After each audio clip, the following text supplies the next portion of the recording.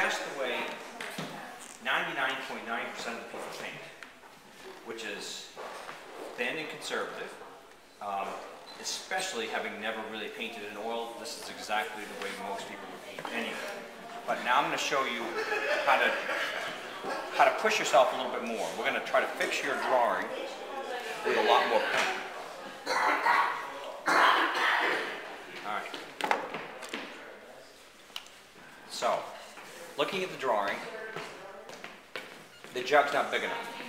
All right, so there's an issue there. So what I'm going to try to do is we're going to use the brick and the sphere as the standard. Then we're going to see how we grow the jug. And so we're going to fix all of this with paint. Okay, actually looking at that. Okay, I'm going to bring this down a little bit.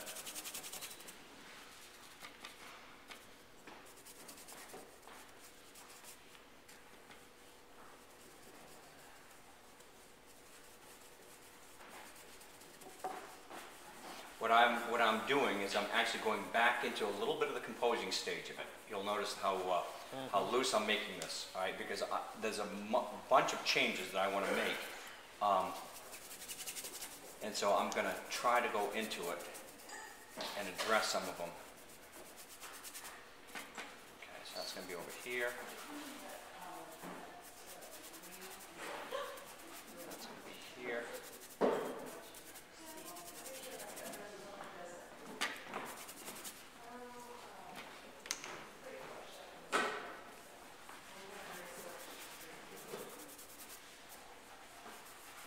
I figured that needs to be moved over. Move that.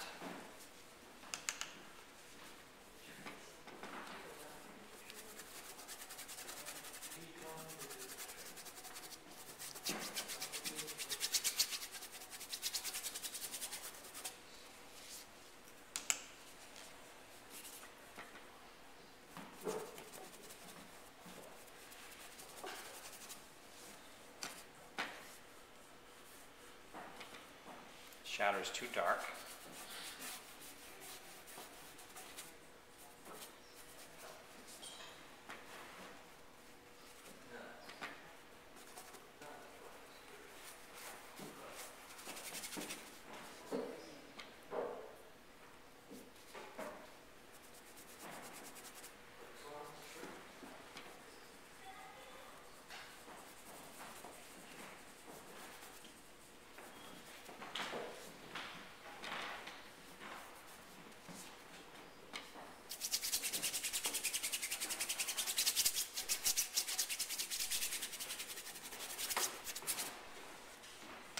Start seeing here in a while is that it'll start evolving and looking more solid.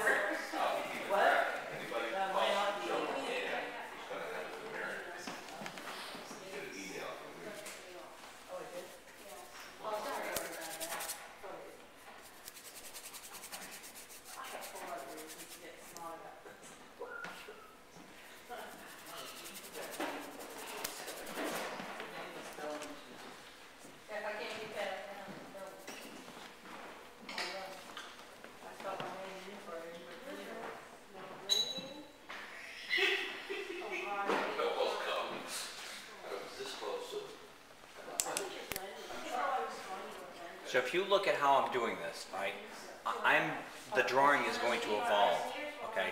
So what I've done is I've loosened up the whole surface, all right? And so I'm correcting the drawing. I loosened everything up to a certain point, but as I go around and I'm starting to adjust these values, I am going to correct the drawing as I go, so that they're both going to evolve together.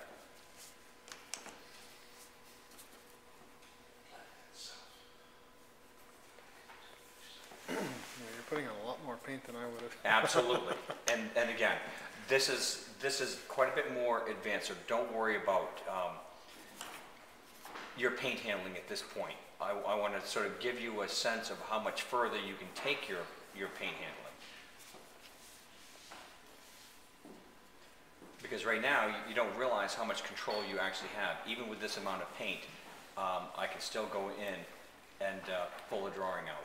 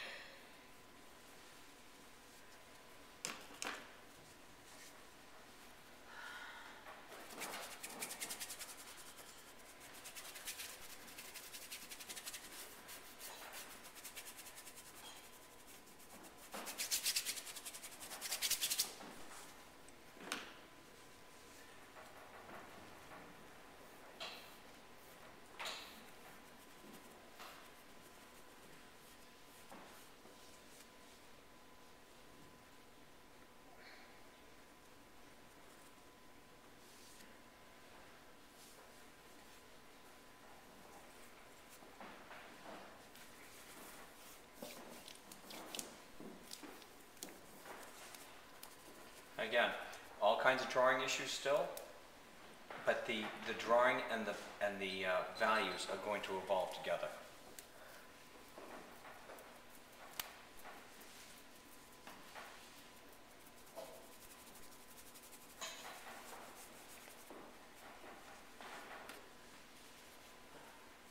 You'll also notice I don't dilly-dally around in one space for too long.